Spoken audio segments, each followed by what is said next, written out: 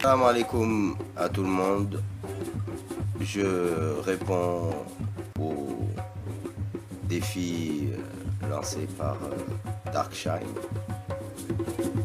Donc mon frère, je vais essayer d'apporter les éléments que tu m'as demandé, honnêtement, et tu en feras ce que tu veux.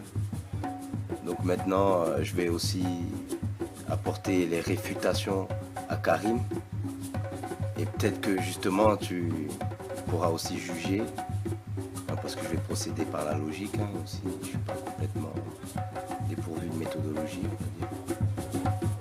Donc voilà, c'est parti. Je vais faire plusieurs parties parce que on ne peut pas faire le tour de la question comme tu l'as fait en 53 minutes. Donc je pense que je vais faire plusieurs épisodes parce que ça nécessite un approfondissement plus sérieux. Et du coup, comme tu as zappé, je sais pas, la quinzaine de commentaires que j'avais laissés sur ta vidéo sur la Shahada et que tu as choisi que celui-là. Donc tu aurais dû lire les autres commentaires aussi. Bon, je sais c'est beaucoup. Il y en avait certains où il y avait pas mal de références. De toute façon, tout le monde peut les lire. Je ne les ai pas retirés. Donc à tout de suite. Pour lui et pour les personnes qui pensent comme lui, on va simplement lui demander de relever en quelque sorte un petit défi. Mais en vérité, ce défi ne vient pas de moi, mais du Coran. Mais on va y revenir plus tard. Donc on va commencer par le premier commentaire, qui est l'œuvre d'un certain Issa Fall TV. Donc, sans tarder, on va lire son commentaire. Et ce commentaire se trouve sous la vidéo intitulée La Shahada islamique et le Coran plus les piliers de la piété. Maintenant, on va lire ce qu'il nous dit. Il dit: Darkshine, en vrai, tu n'as pas étudié ni lu le Coran en intégralité plusieurs fois sur des années, parce que si c'était le cas, tu pourrais aisément retrouver les passages où le Coran lui-même témoigne du fait que les Juifs et les chrétiens falsifièrent, modifièrent leurs textes, et le Coran vient en qualité de correcteur des faits falsifiés. Ô gens du livre, chrétiens, n'exagérez pas dans votre religion et ne dites d'Allah que la vérité. Le Messie Jésus, fils de Marie, n'est qu'un messager d'Allah, sa parole qu'il envoya à Marie est un souffle de vie venant de lui. Croyez donc en Allah et en ses messagers, et ne dites pas 3, cessez, ce sera meilleur pour vous. Allah n'est qu'un Dieu unique, il est trop glorieux pour avoir un enfant. C'est à lui qu'appartient tout ce qui est dans les cieux et sur la terre, et Allah suffit comme protecteur. Jamais le Messie ne trouve indigne d'être un serviteur d'Allah, ni les anges rapprochés de lui. Et ceux qui trouvent indignes de l'adorer et s'enflent d'orgueil, il les rassemblera tous vers lui. Quant à ceux qui ont cru et fait de bonnes œuvres, il leur accordera leur pleine récompense et y ajoutera le surcroît de sa grâce. Et quant à ceux qui ont eu la morgue et se sont enflés d'orgueil, il les châtiera d'un châtiment douloureux. Et ils ne trouveront pour eux, en dehors d'Allah, ni alliés, ni secoureurs. Ô gens, certes une preuve évidente vous est venue de la part de votre Seigneur, et nous avons fait descendre vers vous une lumière éclatante.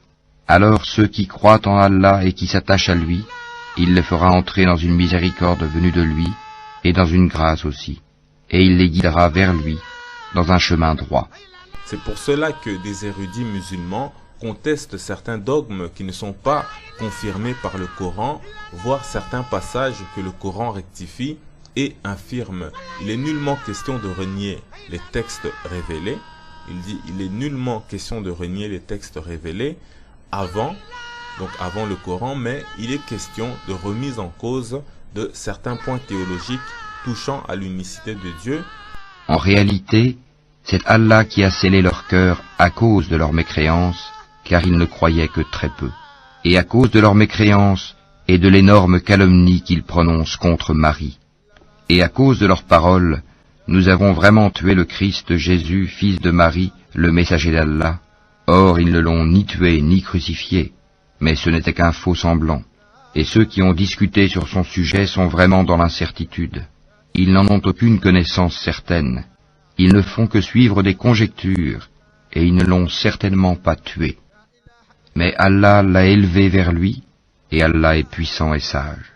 Donc, je vous dis, prenez le temps de lire attentivement à répétition et vous verrez que le Coran témoigne à de nombreuses reprises du fait que juifs et chrétiens apportèrent des modifications à leur texte. Le Coran, à de nombreuses reprises, corrige ces déformations. On s'arrête ici pour l'instant. On va déjà répondre à cette première partie et puis on va continuer par la suite. Il n'y aura personne parmi les gens du livre qui n'aura pas foi en lui avant sa mort. Et au jour de la résurrection, il sera témoin contre eux. C'est à cause des iniquités des Juifs que nous leur avons rendu illicites les bonnes nourritures qui leur étaient licites, et aussi à cause de ce qu'ils obstruent le sentier d'Allah à eux-mêmes et à beaucoup de monde, et à cause de ce qu'ils prennent des intérêts usuraires qui leur étaient pourtant interdits, et parce qu'ils mangent illégalement les biens des gens. À ceux d'entre eux qui sont mécréants, nous avons préparé un châtiment douloureux. Donc pour répondre à cette personne déjà jusqu'ici, je vais d'abord simplement lui dire la chose suivante. Donc, Issafal, tu as pris le temps d'écrire tout un long texte où tu affirmes que je n'ai pas lu tout le Coran dans son intégralité, donc sur plusieurs années à plusieurs reprises. Sinon, autrement, j'aurais facilement trouvé les passages du Coran qui témoignent de la falsification qui a été opérée par les Juifs et les chrétiens sur leurs propres livres sacrés ou révélés. Aujourd'hui, j'ai parachevé pour vous votre religion et accompli sur vous mon bienfait. Et j'agrée l'islam comme religion pour vous. Et Allah certes prit l'engagement des enfants d'Israël. Nous nommâmes 12 chefs d'entre eux. Et Allah dit, je suis avec vous, pourvu que vous accomplissiez la salat, acquittiez la zakat, croyez en mes messagers, les aidiez et fassiez à Allah un bon prêt. Alors certes, j'effacerai vos méfaits, et je vous ferai entrer au jardin sous lesquels coulent des ruisseaux. Et quiconque parmi vous, après cela, mécroit, s'égare certes du droit chemin. Et puis, à cause de leur violation de l'engagement, nous les avons maudits et endurci leur cœur. Ils détournent les paroles de leur sens et oublient une partie de ce qui leur a été rappelé. Mais en fait, ça c'est un discours hypocrite. Parce que tu prends la peine d'écrire un long texte, mais tu ne prends pas la peine d'apporter un seul verset du Coran qui soutient tes propos erronés. Tu ne cesseras de découvrir leur trahison, sauf d'un petit nombre d'entre eux. Pardonne-leur donc et oublie leurs fautes, car Allah aime certes les bienfaisants.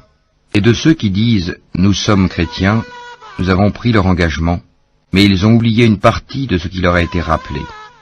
Nous avons donc suscité entre eux l'inimitié et la haine jusqu'au jour de la résurrection, et Allah les informera de ce qu'ils faisaient. Donc du coup, tout ton discours ici n'a servi à rien. Si tu crois être en mesure d'apporter une contribution ou me corriger lorsque je suis dans l'erreur, la moindre des choses est de nous exposer les éléments de cette correction ou de tes affirmations. Ô gens du livre, notre messager, Mohammed, vous est certes venu, vous exposant beaucoup de ce que vous cachiez du livre, et passant sur bien d'autres choses. Une lumière et un livre explicite vous sont certes venus d'Allah. Par ceci, le Coran, Allah guide au chemin du salut ceux qui cherchent son agrément. Et il les fait sortir des ténèbres à la lumière par sa grâce, et il les guide vers un chemin droit. Certes sont mécréants ceux qui disent « Allah c'est le Messie, fils de Marie ». Dit « Qui donc détient quelque chose d'Allah ?» S'il voulait faire périr le Messie, fils de Marie, ainsi que sa mère et tous ceux qui sont sur la terre, à Allah seul appartient la royauté des cieux et de la terre, et de ce qui se trouve entre les deux. Il crée ce qu'il veut. Et Allah est omnipotent. C'est comme si tu voulais me décrédibiliser par rapport à des propos sans fondement ni intérêt sur des choses que tu ignores, à savoir si j'ai lu ou non le Coran en entier sur plusieurs années, plusieurs fois. Mais en vérité, tu montres plutôt que c'est toi qui as mal lu le Coran. Les Juifs et les chrétiens ont dit « Nous sommes les fils d'Allah et ses préférés ». Dit « Pourquoi donc vous châtie-t-il pour vos péchés? En fait, vous êtes des êtres humains d'entre ceux qu'il a créés. Il pardonne à qui il veut et il châtie qui il veut. Et à Allah seul appartient la royauté des cieux et de la terre et de ce qui se trouve entre les deux. Et c'est vers lui que sera la destination finale. Ô gens du livre, notre messager Mohammed est venu pour vous éclairer après une interruption des messagers, afin que vous ne disiez pas « Il ne nous est venu ni annonciateur ni avertisseur ». Voilà, certes, que vous est venu un annonciateur et un avertisseur. Et Allah est omnipotent. Parce que je sais très bien, ayant lu tout le Coran, que les passages dont tu parles n'existent tout simplement pas. Pour preuve, tu n'apportes aucun verset à ce sujet. Mais ceux d'entre eux qui sont enracinés dans la connaissance, ainsi que les croyants, tous ont foi à ce qu'on a fait descendre sur toi et à ce qu'on a fait descendre avant toi. Et quant à ceux qui accomplissent la salat, paient la zakat et croient en Allah et au jour dernier, ceux-là, nous leur donnerons une énorme récompense. Nous t'avons fait une révélation comme nous fîmes à Noé et aux prophètes après lui. Et nous avons fait révélation à Abraham, à Ismaël, à Isaac, à Jacob, aux tribus, à Jésus, à Job, à Jonas, à Aaron et à Salomon, et nous avons donné le Zabour à David. Et il y a des messagers dont nous t'avons raconté l'histoire précédemment, et des messagers dont nous ne t'avons point raconté l'histoire, et Allah a parlé à Moïse de vive voix, en tant que messager, annonciateur et avertisseur, afin qu'après la venue des messagers, il n'y eût pour les gens point d'argument devant Allah. Allah est puissant et sage. Mais Allah témoigne de ce qu'il a fait descendre vers toi. Il l'a fait descendre en toute connaissance, et les anges en témoignent. Et Allah suffit comme témoin. Ceux qui ne croient pas et qui obstruent le sentier d'Allah s'égarent certes loin dans l'égarement. Ceux qui ne croient pas et qui pratiquent l'injustice, Allah n'est nullement disposé à leur pardonner, ni à les guider dans un chemin, autre que le chemin de l'enfer, où ils demeureront éternellement. Et cela est facile à Allah. Ô gens, le messager vous a apporté la vérité de la part de votre Seigneur. Ayez la foi, donc, cela vous sera meilleur. Et si vous ne croyez pas, qu'importe. C'est à Allah qu'appartient tout ce qui est dans les cieux et sur la terre. Et Allah est omniscient et sage. Et je sais déjà à l'avance le genre de versets que tu pourrais sortir et je t'invite à les apporter. Mais je sais que aucun ne parle de modifier les textes sacrés ou révélés. Ce n'est qu'un rappel à l'intention de tout l'univers. Ils n'apprécient pas Allah comme ils le méritent quand ils disent « Allah n'a rien fait descendre sur un humain ». Dis « Qui a fait descendre le livre que Moïse a apporté comme lumière et guide pour les gens ?» Vous le mettez en feuillet pour en montrer une partie, tout en cachant beaucoup. Vous avez été instruits de ce que vous ne saviez pas, ni vous ni vos ancêtres. Dis, c'est Allah, et puis laisse-les s'amuser dans leur égarement.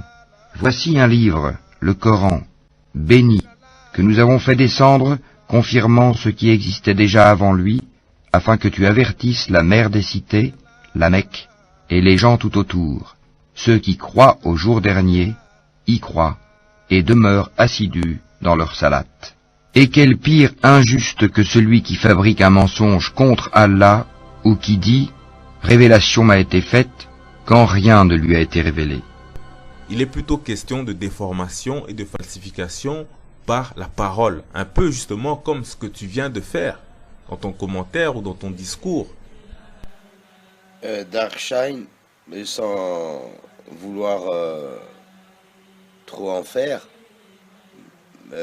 tu dis que j'ai moi-même changé des versets ou quoi, ou des mots. Non, je l'ai dit même pas moi-même. Je prends le verset comme il est et je le fais entendre. Par contre, toi, dans le verset de Ésaïe 42, quand tu dis « Et il établira la justice sur toute la terre », regarde bien le verset. Et dis-moi si tu vois le mot « toute ». Parce que le sens de la phrase, si tu mets « toute la terre » ou « sur la terre », établi sur la terre ou établi sur toute la terre, ça n'a pas exactement le même sens. C'est-à-dire que là, on est en 1439, je crois. Hein, c'est bien ça, du mois de Safar dans le calendrier de l'Hégire. Et en fait, le message du Coran nous est parvenu à nous, notre génération. Et je pense qu'il risque d'être encore passé aux autres générations. Donc en ce qui concerne la mission de Sayyidina Muhammad sallallahu alayhi wa sallam, je crois bien qu'elle est réussie. Et donc quand je disais que effectivement nous sommes tous les trois religions monothéistes adorateurs du même Dieu et que les divergences qu'on a, elles sont minimes, nous sommes des frères, c'est assez sûr. Mais comme je le précise dans mon commentaire et tu le lis, la question que je débat est tout ce qui s'éloigne de ce qu'on appelle le tawhid, c'est la science de l'unicité de Dieu. Donc, quand je parle dans mon commentaire de la question qui touche à l'unicité de Dieu, c'est surtout des versets de ce type-là qui vient comme rappel, surtout pour quand on dit éviter de parler de Trinité en ce qui concerne Dieu. Et je pourrais te citer la sourate Al-Ikhlas, qui est vraiment le symbole du monothéisme pur de Ibrahim. Donc la sourate dit Qul huwa Allahu ahad, dit que Allah est unique. Qul huwa Allahu ahad, Allahu samad. Il n'a point d'égal. Allahu samad, lam yalid wa lam yulad wa lam yakun lahu kufuwan ahad. C'est-à-dire qu'il n'a nullement été engendré et n'a nullement engendré.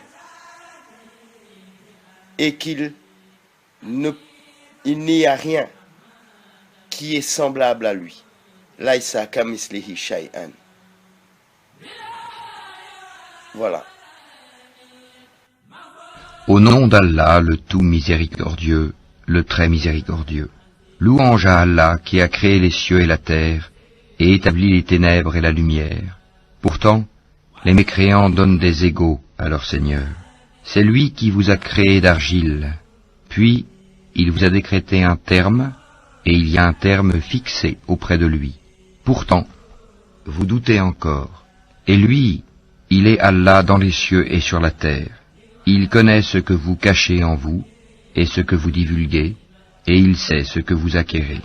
Et il ne leur vient aucun des signes d'entre les signes de leur Seigneur, sans qu'ils ne s'en détournent. Ils traitent de mensonge la vérité quand celle-ci leur vient, mais ils vont avoir des nouvelles de ce dont ils se moquent. Parce que moi, je ne vais pas te dire que tu as falsifié le Coran parce que tu viens prétendre que dans ce livre, il y a des passages qui soutiennent tes propos erronés à propos du Coran. Parce que ce sont tes propres propos. Je ne vais pas commencer à dire que tu as falsifié le Coran, le texte, parce que tu as dit des choses sur le Coran qui ne sont pas exactes. Même si nous avions fait descendre sur toi, Mohammed, un livre en papier qu'ils pouvaient toucher de leurs mains, ceux qui ne croient pas auraient certainement dit « ce n'est que de la magie évidente ». Et ils disent « pourquoi n'a-t-on pas fait descendre sur lui, Mohammed, un ange ? Si nous avions fait descendre un ange, c'eût été sûrement affaire faite, puis on ne leur eût point donné de délai. Si nous avions désigné un ange comme prophète, nous aurions fait de lui un homme, et nous leur aurions causé la même confusion que celle dans laquelle ils sont. Certes, on s'est moqué de messagers avant toi, mais ceux qui se sont raillés d'eux, leur propre raillerie les enveloppa. Dis, parcourez la terre, et regardez ce qu'il est advenu de ceux qui traitaient la vérité de mensonge. Dis, à qui appartient ce qui est dans les cieux et la terre? Dis, à Allah. Il s'est à lui-même prescrit la miséricorde. Il vous rassemblera certainement au jour de la résurrection. Il n'y a pas de doute là-dessus. Ceux qui font leur propre perte sont ceux qui ne croient pas. Et c'est cela que le Coran dit à propos des Juifs et des chrétiens. Mais c'est aussi le cas pour les musulmans hypocrites qui interprètent les choses à leur manière dans le Coran. Et le Coran est aussi sévère avec les musulmans hypocrites qu'il est avec les chrétiens et les Juifs hypocrites. Donc, encore une fois, au lieu de te fatiguer à écrire de longs discours, apporte-nous les versets du Coran à ce sujet-là. Dis, qu'y a-t-il de plus grand en fait de témoignage? Dis, Allah est témoin entre moi et vous, et ce Coran m'a été révélé pour que je vous avertisse par sa voix, vous et tous ceux qui l'atteindra. Est-ce vous vraiment qui attestez qu'il y ait avec Allah d'autres divinités? Dis, je n'atteste pas. Dis aussi, il n'y a qu'une divinité unique, et moi je désavoue ce que vous lui associez. Ceux à qui nous avons donné le livre reconnaissent le messager Mohammed comme ils reconnaissent leurs propres enfants. Ceux qui font leur propre perte sont ceux qui ne croient pas. Qui donc est plus injuste que celui qui invente un mensonge contre Allah ou qui traite de mensonge ces versets? Les injustes ne réussiront pas. Et le jour où nous les rassemblerons tous, puis dirons à ceux qui auront donné des associés, « Où sont donc vos associés que vous prétendiez ?»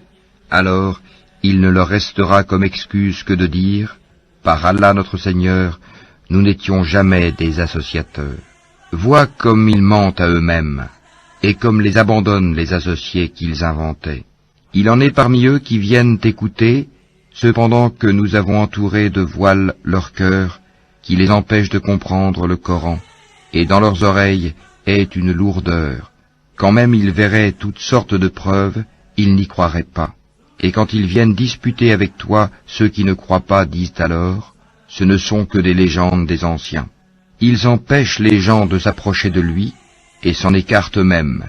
Ils ne feront périr qu'eux-mêmes, sans s'en rendre compte. Si tu les voyais quand ils seront placés devant le feu, ils diront alors, hélas, si nous pouvions être renvoyés sur la terre, nous ne traiterions plus de mensonges les versets de notre Seigneur, et nous serions du nombre des croyants. Maintenant, je vais poursuivre la lecture de ton commentaire. Donc la suite nous dit, donc il n'est pas étonnant de voir les musulmans reprendre les commentaires des exégèses chrétiens qui avouent eux-mêmes que certains passages sont rajoutés, modifiés ou tronqués. Par exemple, dans Ésaïe, le nom propre de Al-Mustafa est remplacé par mon élu. Je répète, par exemple, dans Ésaïe, le nom propre de Al-Mustafa est remplacé par mon élu. Ou bien dans le Cantique des Cantiques, chapitre 5 au verset 16, le nom Muhammad est remplacé par celui qui est plein de charme ou le digne de louange. En tout cas, on voit bien que il y a au même verset de la Torah hébraïque le nom Mahamadim, sachant que le son im en hébreu est un pluriel de respect, comme le vouvoiement en français, exemple Elo égale Allah égale Al, donc Elo, entre parenthèses celui qui est, plus im, marque de respect. En tout cas, bref, fin de citation. Donc, quand je marque entre parenthèses dans mon commentaire, Elo égale Allah égale A-L-H, c'est pas Al en fait. Parce que si tu connaissais un peu la langue arabe, tu saurais que en majorité, les mots fonctionnent avec une racine trilitère qui, en général, n'a pas de voyelle. Si tu savais comment on lit la langue arabe, tu verrais qu'il n'y a que des consonnes auxquelles on ajoute une accentuation et qui peut donner des voyelles, sauf peut-être 3 lettres A ou I. C'est des lettres longues qui peut y avoir, mais sinon on ne peut pas lire souvent avec la bonne prononciation s'il n'y a pas les accents, car c'est une langue qu'on écrit comme l'hébreu, qui ne s'écrit pas avec des voyelles. On verra sur les lettres hébreux, il y a des points, des petits traits, tout ça sont des voyelles. Mais souvent, Les gens qui ont l'habitude de lire ces langues-là n'utilisent même plus les petits points et les petites accentuations. Ils sont habitués à lire les lettres comme ça avec les mots, sans l'accentuation. Donc, en fait, la racine trilitaire de Allah, c'est la même racine que Eloh. C'est ça que je dis, c'est tout. Et tu vas entendre, oui, tu as sorti Karim Al-Hanafi. Mais Karim Al-Hanafi, je le respecte, son travail, c'est un bon travail qu'il continue. Machallah, ce qu'il fait, c'est important. Mais Karim, c'est pas un prédicateur musulman, comme tu dis. Effectivement, il fait des conférences à Paris, il fait des débats, il a une méthodologie de recherche, il a monté un centre de recherche et c'est sa spécialisation, c'est-à-dire les religions comparées. Mais en fait, dans l'islam, il y a plusieurs degrés. Il y a ce qu'on appelle l'islam, l'iman, l'ihsan, et il y a les sciences qui s'accompagnent avec, c'est-à-dire le fiqh, la jurisprudence, l'iman, tout ce qui est la aqidah, la croyance, et le at-tasawuf, c'est-à-dire l'élévation de l'âme, ce qu'on appelle l'amélioration de notre intérieur, de notre cœur.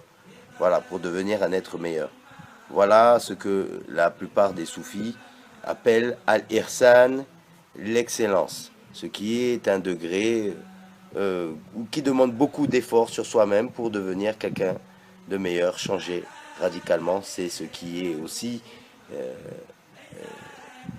dit pour que le royaume des cieux vienne sur terre, il faut d'abord qu'il s'accomplisse dans le cœur des hommes.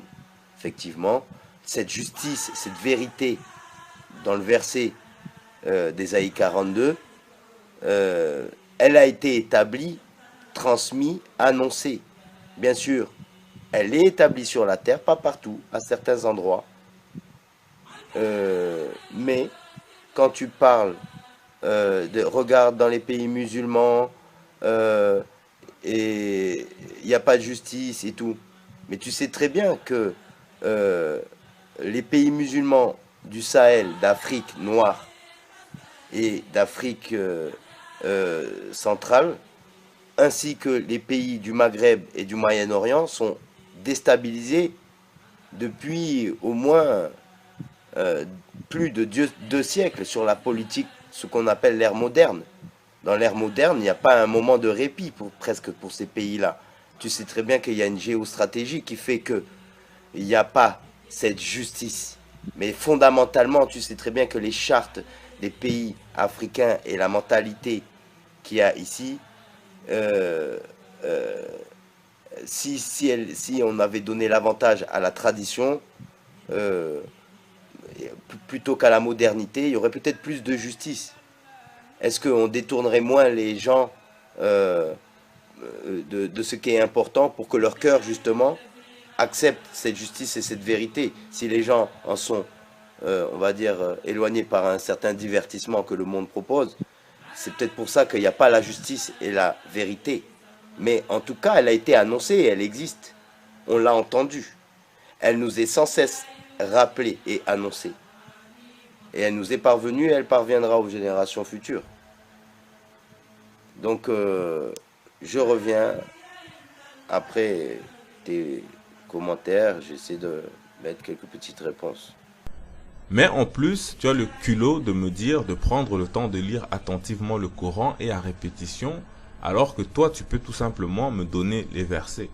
Ne serait-ce que les références sans forcément recopier tout le texte. Il ne croit pas que tu es menteur, mais ce sont les versets, le Coran d'Allah, que les injustes renient.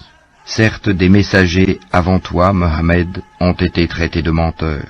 Ils endurèrent alors avec constance d'être traités de menteurs et d'être persécutés, jusqu'à ce que notre secours leur vînt. Et nul ne peut changer les paroles d'Allah, et il t'est déjà parvenu une partie de l'histoire des envoyés. Évidemment, nul ne peut modifier les paroles d'Allah. Si on considère que la parole d'Allah est incréée dans l'absolu, la parole d'Allah, personne ne peut la changer ni la modifier. Mais on est d'accord que des lettres écrites avec de l'encre sur du papier, un livre bien matériel, mais ça peut être modifié. Même si on essaie de cacher une partie du texte, comme certains versets précédemment, si tu le réécoutes bien, tu verras que clairement le Coran a plusieurs versets que je t'ai mis. Il dit que soit la communauté des chrétiens ou soit la communauté des juifs ont sciemment occulté une partie de leur texte qu'on leur a transmis. Et le Coran leur reproche ça. C'est vrai, tu connais bien les écritures de la bibliothèque de Nag Hammadi, de la mer morte, où il y a plus de 80 rouleaux d'évangiles qui ne se trouvent pas dans les 4 synoptiques de la Bible. Et pourtant, c'est pour ça que je dis qu'il y a des informations que le Coran infirme ou confirme. Parce qu'il y a un évangile apocryphe qui dit que Sayyidina Isa, Jésus-Christ, soufflé dans des oiseaux qu'il a fait en argile, et ils se sont envolés. Mais le Coran confirme ce fait qui est cité dans les écrits apocryphes. C'est qu'un exemple, mais il y a des éléments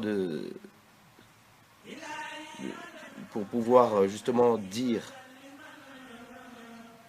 eh bien, il y a des confirmations ou des infirmations dans le Coran. Oui, il y a des juifs qui, comme le verset du Coran qui est passé avant, dit, il y a des feuillets que vous avez sciemment cachés. Voilà, donc c'est les sourates que tu as citées, la 4, la 5 et la 6.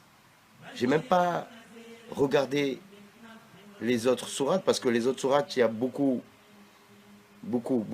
sur ces sujets-là. Mais j'ai pris les sourates que toi tu as utilisées pour montrer que si les gens vont sur le lien où moi j'ai fait mon montage, ils verront qu'ils pourront écouter la sourate en entier et tronquer les ayats comme tu fais, c'est-à-dire prendre un verset et puis l'interpréter sans tafsir comme tu fais. C'est pas la méthodologie d'un érudit. Bon, après, il y a une science qui doit être respectée. Tout le monde a sa spécialité, et comme je te répète, Karim n'est pas un imam ni un cheikh. Il n'est pas reconnu comme faisant partie des oulémas. Donc même si son travail il est bien, moi tu vas voir, je vais réfuter ce qu'il dit. J'ai des sérieux arguments et des références que tu pourras vérifier. Dans la sourate 6 des bestiaux, verset 34, qui dit: de nombreux prophètes venus avant toi ont été traités de menteurs, mais ils ont supporté patiemment d'être traités de menteurs et persécutés jusqu'au moment où nous les avons secourus, et nul ne peut modifier les paroles de Dieu. Et nul ne peut modifier les paroles de Dieu. Point. La parole de Dieu, c'est ce qu'on a l'habitude de dire dans la communauté musulmane, Al-Qur'an, c'est-à-dire la parole de Dieu. Donc, on va dire que ce verset-là, et nul ne peut modifier la parole de Dieu, s'applique bien sûr au livre d'avant, parce que même ceux qui ont essayé de tronquer, de cacher, de modifier, de mettre à côté, d'ignorer, ça n'a pas servi à grand chose, parce que finalement, quand on regarde la Bible, même en version traduite en français, et les différentes versions, dans le sens du verset, ils disent tous la même chose. Le seul problème, c'est qu'on a perdu, avec les langues grecques anciennes, des subtilités. Et ça, c'est bien de consulter les archives des conciles pour voir quelle était la nature des débats. Par exemple, le concile de Nicée, la nature du débat, c'était quelle était la nature de Jésus. Est-ce qu'il était d'essence divine égale à Dieu, ou est-ce qu'il était tout simplement d'essence divine mais pas égale à Dieu?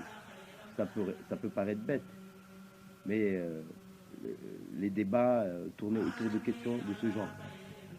Et c'est théologique. La théologie, bien sûr, je pense que Karim, il a des notions, des analyses, des commentaires sur les religions comparées. Forcément, il doit avoir des bases de la connaissance du tawhid et un peu du fiqh quand même. Donc c'est les sciences, et un peu, il doit connaître aussi du tafsir et des hadiths. Donc il s'accompagne de sciences de méthodologie. Mais voilà, c'est pas comme ça, on vient, on prend un verset et puis on occulte celui d'avant et celui d'après. Parce que quand on dit « et nul ne peut modifier la parole de Dieu », on parle bien du Coran. Et le Coran, par exemple, rétablit des faits qui ont peut-être été cachés ou ignorés ou mis à côté, comme les écrits apocryphes ou comme certains feuillets qui sont ignorés volontairement chez les Juifs. Donc maintenant, nul ne peut modifier la parole de Dieu, le Coran. Il y a des concours dans le monde entier de mémorisation du Coran. C'est-à-dire que, admettons que demain tous les livres brûlent, on serait capable, tant qu'il y a des musulmans sur terre, de réécrire ce livre à la virgule près. Parce que même moi, qui ne suis pas un grand érudit, je connais au moins une bonne dizaine de sourates par cœur. C'est rien. Il y a des gars dans mon quartier, là, des Loyens, des Sénégalais, là, ils connaissent le Coran par cœur, et ils sont capables de l'écrire de mémoire. Comme le cher Faloulo, qui est là dans le quartier à Medina Fall, lui, il maîtrise beaucoup de sciences. Ici, je suis dans un quartier où, voilà, ce sont des soufis, il y a plein de gens qui sont des chers ici. Donc si quelqu'un veut, je peux aller poser des questions. Il y a vraiment des chers, des gens reconnus. Je peux aller à Touba, c'est pas loin, j'y vais souvent. Là, il y a des grands oulémas dans tous les domaines de la science islamique. Donc je peux aller les interroger. Vraiment, il y a la grande bibliothèque Cheikh al-Khadim d'Araï Kamil là-bas à Touba, où il y a vraiment tous les écrits en arabe, en français et en d'autres langues. Donc il y a ce qu'il faut ici pour avoir du kham-kham, comme on dit en Wolof, de la connaissance. Mais nul ne peut modifier la parole d'Allah, c'est bien le Coran. C'est-à-dire que le Coran, je dis qu'il n'a pas été altéré, c'est parce que c'est une chaîne de mémoire à la base. Le Coran, on l'a écrit, mais le Coran, c'est un livre qui est destiné à être parcourisé, à être dans le cœur. Donc voilà, les musulmans dans le monde, à travers le monde, s'efforcent de parcouriser, de mémoriser les sourates du Coran. Donc imaginons qu'une famille ait mémorisé 10 sourates, une autre famille 3, l'autre 10, l'autre 1, et tout, mis bout à bout, les familles et les communautés seraient capables de réciter l'entièreté du Coran, de mémoire. Parce que c'est un exercice qui est dans la communauté musulmane quelque chose de normal. La parcourisation du Coran, c'est vraiment quelque chose, on va dire, c'est un sport intellectuel dans la communauté musulmane. Celui qui a mémorisé tout le Coran, et il a un grade parmi la communauté. Il peut être imam ou quoi, il a une connaissance. Donc nul ne peut modifier la parole d'Allah. Dans la logique de mon commentaire, le Coran vient confirmer ou infirmer, et donc du coup il vient en correcteur. En venant en correcteur, du coup, même les textes d'avant, c'est comme s'il y avait de la poussière avec le temps qui s'était mis dessus, et le Coran est venu avec son message à souffler la poussière qui se trouvait sur les éléments qu'on a voulu peut-être cacher des livres d'avant pour les relire à la lumière du Coran. C'est tout simplement ça que ça veut dire. Donc effectivement, oui, quand on relit les évangiles, et tu verras tout à l'heure quand je vais justement réfuter Karim, je vais utiliser cette logique-là avec la Bible, et je vais te donner toutes les références, et tu verras que je garde ces informations-là parce qu'on fait tout dans l'ordre, quoi, on va dire. Allah a promis à ceux qui croient et font de bonnes œuvres qu'il y aura pour eux un pardon et une énorme récompense. Quant à ceux qui ne croient pas et traitent de mensonges nos preuves, ceux-là sont des gens de l'enfer.